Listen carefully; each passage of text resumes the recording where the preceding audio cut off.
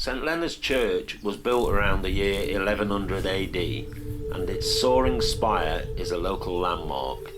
It is remarkably large for a small village like Monyash, and is one of the most interesting historic buildings in the White Peak region. It began as a simple chapel in the early 12th century. We don't know exactly when it was built, but the first written record is from 1192, by which time it was well established. By the end of the 12th century, the chapel had grown to include a nave and chancel, featuring a beautifully carved sedilia, or seat for clerics during services.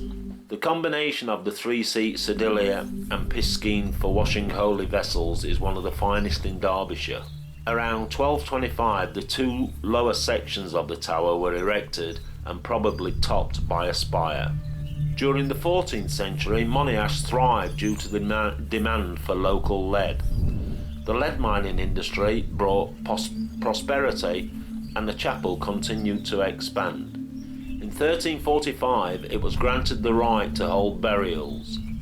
Just 3 years later, the Lady Chapel was built by wealthy local lords as a chantry, with a priest to say prayers for their souls. The aisles were added around the same time, followed by the north transept in 1370.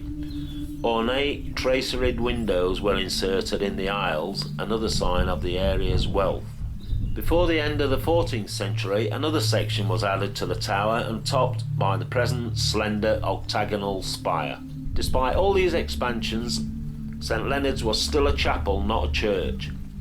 It was only in the 15th century that it gained the right to hold baptisms, as evidenced by the octagonal 15th century font in the nave, but it did not become a fully fledged church until sometime around 1650.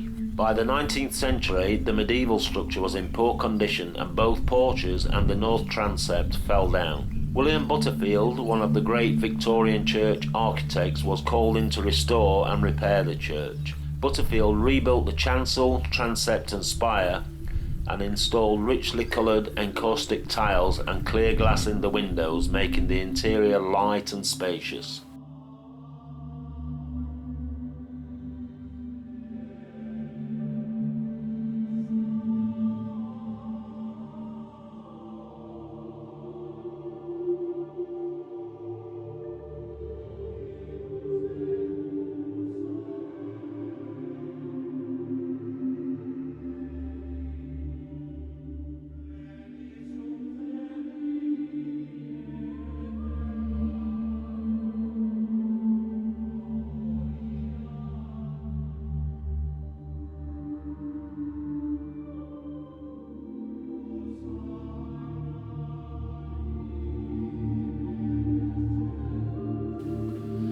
One of the most interesting historic features is an iron-bound oak chest thought to be of 14th century origin.